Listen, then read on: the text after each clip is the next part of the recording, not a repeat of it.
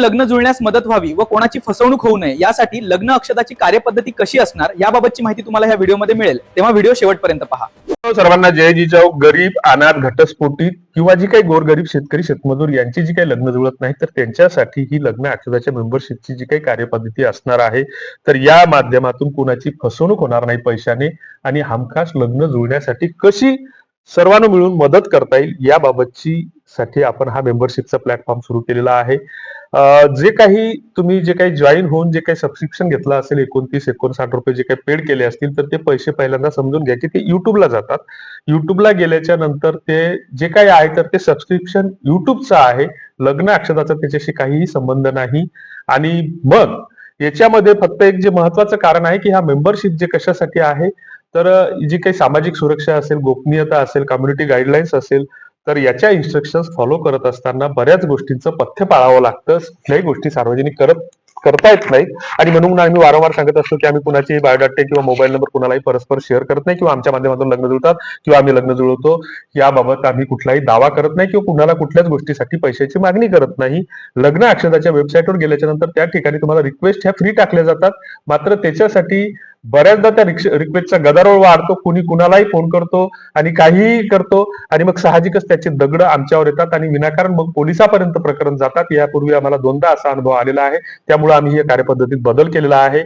आणि मग जो काही दुसरा महत्वाचा मुद्दा आहे तर लग्न जुळत नाहीत ही कुठल्याही गावखेड्याची किंवा एखाद्या शहराची किंवा एखाद्या विशिष्ट समाजाची समस्या नाही, तुमची आमची सगळ्यांची ही समस्या आहे। तेव्हा लग्न जुळण्यासाठी आपण नेमकं काय करू शकतो तर त्यामागची पहिल्यांदा आपण थोडक्यामध्ये हे समजावून घेऊ की त्यामागची लग्न जुळत नाहीत ते नेमके कारण आणि उपाय काय, की मुलींचे भाव वाढले, अपेक्षा वाढल्या, हे झालं ते झालं असं म्हणून चालत नाही। कारण हा दुसऱ्यावर कुठेतरी आपण आरोप करत असताना आपण स्वतःची अकार्यक्षमता किंवा स्वतःचं जे काही पाप आहे ते कुठेतरी झाकण्याचा प्रयत्न करतो आणि दुसऱ्यावर कुठेतरी डिपेंडंट बनतो। पहिली गोष्ट आपण ही समजून घेतली पाहिजे की लग्न जुळण्याची जी काही आपली पारंपरिक पद्धत होती तर आपण जेव्हा असं म्हणतो लग्नाच्या ठिकाणी की लग्न ही जवळपास हजारो वर्षाची संस्कृती आहे, मग ते धार्मिक अंगाने आहे, कायदेशीर अंगाने आहे, सामाजिक अंगाने आहे, या सगळ्या अंगाने ही आपली एक परंपरा असताना या परंपरेला जोडणारा जिवंत ठेवणारा एक महत्वाचा जो दुवा होता तो म्हणजे मध्यस्थ। मात्र हा मध्यस्थ दुवा आपण मारून टाकला आणि या मध्यस्थाची जागा आता दलालांनी घेतली, विवाह संस्थांनी घेतली, त्याला कारणीभूत आपणच कुठेतरी आहोत। आणि मग हे सगळं होत असताना काय झालं की आपण काय केलं की लग्न जुळल्याच्या नंतर जो मध्यस्थ आपल्याला लग्न जुळवण्यासाठी वेळ देत होता, मग तो आपला चुलत मामा असेल, चुलत मावसा असेल, लांबचा सोयरा असेल, भावकीतला असेल किंवा ओळखीतला असेल, तर त्याला विसरून आपण लग्नाच्या ठिकाणी आपण राजकारणी लोकांचे सत्कार करत बसलो।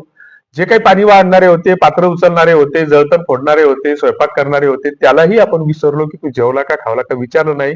मात्र राजकारणी आला, साधा तो माजी ग्रामपंचायतचा सदस्य जरी असला, त्यानं गाव लुटून जरी खाल्लेलं असलं आणि त्यालाही आपण रुमाल टोप्या देऊन तिथं सत्कार करून देऊ लागलो। आणि इथं फक्त आता लग्न म्हणजे नुसतं जाणे, 2 मिनिटं भेटणे, टावेल टोपी रुमाल घेणे आणि दुसऱ्या लग्नाला पुन्हा निघणे, हे असे धंदे आपण सुरू केलेले आहेत आणि त्याचेच परिणाम आपण कुठेतरी भोगतो आहोत।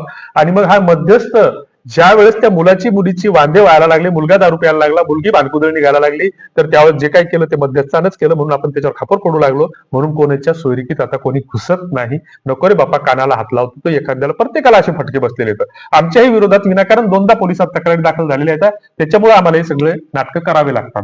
आणि मग हे करत असताना यामागे गैरसमज काय आहेत की विवाह संस्थेकडे नोंदणी केली किंवा दलालाचा खिसा गरम केला म्हणजे आपलं लग्न जुळतं, असा अनेकांचा गैरसमज आहे। असं होत नसतं। आम्ही वारंवार सांगत असतो की लग्न हे नात्या गोत्यात, ओळखीत आणि परिचयात जुळत असतात। आणि सगळ्यात महत्वाची गोष्ट की समजा मी उदाहरणार्थ अकोला जिल्ह्यातला आहे, विदर्भातला विवाह संस्था चालवतो, माझा हेतू उद्देश प्रामाणिक आहे आणि मला एक अमरावती जिल्ह्यातल्या मुलीचा बायोडाटा आला की आमच्या मुलीसाठी एखादं स्थळ असेल तर बघा, आणि मग मी त्या बायोडाटा समजा उदाहरणार्थ मला एक सोलापूरच्या मुलाचा बायोडाटा आला की बा त्यांचा फोन आला की बा आम्हाला एखादी गरीबाची मुलगी असेल तर सांगा, आमचा मुलगा निर्व्यसनी, आम्ही सगळं चांगलं आहे। कारण सगळे जे काही सांगणारे असतात, बायोडाटा घेऊन येणारे असतात, तर ते सगळे जण सांगतात की आमचा मुलगा निर्व्यसनी आहे, आम्ही सुद्धा निर्व्यसनी होतो, लग्नाच्या नंतर आम्ही बिघडलो। ह्या गोष्टी फक्त सांगण्याच्या असतात, कारण सगळ्यात जास्त देशामध्ये जर काही वाईनचा दारूचा खप होत असेल तो महाराष्ट्र राज्यात होतो, ही आकडेवारी सरकारची आहे। आणि मग अशा स्थितीमध्ये कोण सज्जन आहे कोण दुर्जन आहे हे ओळखणं कठीण असतं। आणि मग समजा उदाहरणार्थ आपण त्या अमरावती जिल्ह्यातल्या मुलीचा बायोडाटा आपण त्या समोरच्या व्यक्तीकडे पाठवला आणि त्यांचं परस्पर लग्न जुळलं आणि उदाहरणार्थ ती एखादी भटक भवानी आणि तिनं संध्याकाळी ते दागिने गिगिने घेऊन पोबारा केला आणि पोलिसात तक्रार झाली पोराकडच्या की बा आमच्या घरातले 3 लाखाची दागिने घेऊन नवरी पळून गेली. मग पोलीस ज्यावेळेस शोध सुरू करतील, तपास सुरू करतील, बायोडाटा कुठून आला होता? अमक्या अमक्या लग्न संस्थेकडून. मग फुकटच त्या लग्न संस्थेच्या बेजाऱ्या होतील का राहतील हे आपण समजून घेतलं पाहिजे की कोणी कशासाठी मधात घुसल. जिथं ओळखीचं असलं तिथंच ते घुसल. हा गैरसमज काढून टाका की बा कोणीतरी असे काही जे काही लोक आता बरेच जण समाजसेवेच्या नावाखाली नाटकं करतात. तुमचे राजकारणी तुम्हीच आम्हीच की आपल्या नेत्याचा वाढदिवस असलो की सरकारी दवाखान्यात जातो आणि 4च केळं नेतो आणि 12 लोक संघ असतात की त्या केळाचं इतकं वजन होते आणि तिथं फोटो काढतो पेपरला बातम्या देतो की आमच्या अमक्या नेत्यांच्या वाढदिवसानिमित्त फल वाटप. हे चोट्टे धंदे आपणच सुरू केलेले आहेत.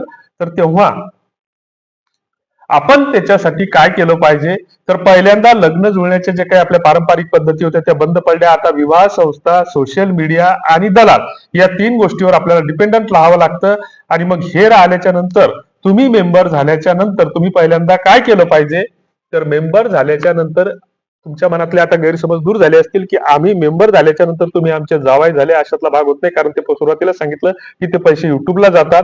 त्याच्यानंतर मेंबर झाल्याच्या नंतर तुम्हाला काय फायदा होतो, काय बेनिफिट मिळतात तर मेंबर झाल्याच्या नंतर आपण ज्यावेळेस असं म्हणतो की हे सगळं फुकट आहे किंवा मोफत आहे तर त्यावेळेस एक तुम्ही सामान्य माणूस म्हणून एक विचार करा की समजा आमचे 8-10 व्हॉट्सअपचे ग्रुप आहेत, त्याच्यानंतर वेबसाईट आहे, वेबसाईटवर जवळपास 4,500-5,000 बायोडाटा आहेत आणि त्याच्यानंतर वेगवेगळ्या माध्यमातून आपण लोकांपर्यंत पोहोचण्याचा प्रयत्न करत असतो.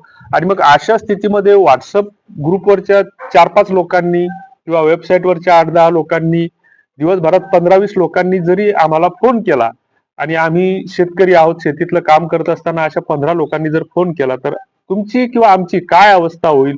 किंवा दिवसभरात जर लोक चॅटिंग करत असतील किंवा प्रश्न विचारत असतील व्हॉट्सअपच्या माध्यमातून किंवा लग्न अक्षदावर रिक्वेस्ट पाठवत असतील, दिवसभरात जर 100 रिक्वेस्ट येत असतील किंवा 50 रिक्वेस्ट येत असतील तर या प्रत्येकाला आपण इच्छा असूनही न्याय देऊ शकत नाही. आणि मग त्याच्यासाठी आपल्याला एक स्वतंत्र यंत्रणा उभी करावी लागेल की त्याच्यासाठी एखादा मुलगा किंवा मुलगी आपल्याला हायर करावी लागेल, कामाला ठेवावं लागेल, त्याच्यासाठी ऑफिस घ्यावं लागेल किंवा ऑफिस जरी नाही तर तिला सांगावं लागेल की मोबाईलवर बसल्या बसल्या काम कर, 8-10 हजार रुपये महिना द्यावा लागेल. मग तो 8-10 हजार रुपये महिना द्यायचा म्हटल्यावर मग कुठेतरी तुमच्याकडून 500-1000 रुपये आपल्याला नोंदणी फी घ्यावी लागेल. म्हणजे मग ते पैसा कमावण्याचंच एक माध्यम झालं. आणि हे 50-60 रुपये एक समाजसेवेसाठी आम्ही जे काही या माध्यमातून काम करतोय तर याच्यामध्ये जो काही तुम्ही पहिल्यांदा ओटीपीद्वारे लॉग इन करतात त्याला 12 ते 15 पैसे खर्च येतो. हे आयटीच्या मुलांना माहिती आहे. आणि मग दुसरीकडे हे सर्व्हर मेंटेनन्स चालवत असताना महिन्याला 3 ते 4 हजार रुपये खर्च येतो. आणि मग ह्याच्यातून जर 10-15 मेंबर जर बनले तर त्या 10-15 मेंबरला आपण वैयक्तिकरित्या एक कम्युनिटी आपली बिल्ड होईल. प्रत्येकाला आम्ही वैयक्तिकरित्या नंबर सेव्ह करून मेसेज करण्याचा आणि सेवा देण्याचा या मेंबरच्या माध्यमातून प्रयत्न करणार आहोत की आपल्याकडे जर 5,000 लोक असतील तर 5,000 लोकांपैकी आपण ऐनवेळी 500 लोकांनाही न्याय देऊ शकत नाही किंवा त्यांच्या फोन कॉलला उत्तर देऊ शकत नाही. पण त्याच्या जागी जर आपल्याकडे 5-50 संख्या असेल मेंबरची तर एक आपली कम्युनिटी बिल्ड होईल. त्याच्यासाठी हा 30-40 रुपयाचं जे काही आहे तर ते मेंबरचा प्लॅटफॉर्म आहे या माध्यमातून. तर तुम्ही जे काही मेंबर म्हणून जॉईन झालात तर त्याची आता लग्न अक्षदाची आणि मेंबरसाठीची असलेली जी काही कार्यपद्धती आहे त्या कार्यपद्धतीबाबतचा याच मेंबरच्या लिस्टिंग मध्ये खाली एक व्हिडिओ आहे, डिस्क्रिप्शन बॉक्समध्ये सुद्धा त्याची आपण लिंक दिलेली आहे. तर ती आवर्जून पहा आणि तुमच्या काही फीडबॅक असतील, सूचना असतील किंवा आपण सर्व मिळून काय चांगलं करू शकतो, लोकांना कशी सेवा देऊ शकतो किंवा एक पुण्याचं काम म्हणून आपण काय करू शकतो तर त्याबद्दल तुमचा फीडबॅक आम्हाला नक्की कळवा. कॉमेंट बॉक्समध्ये नक्की लिहा. नाहीच काय लिहायचं तर नुसतं हाय तरी लिहा. तुर्तास धन्यवाद.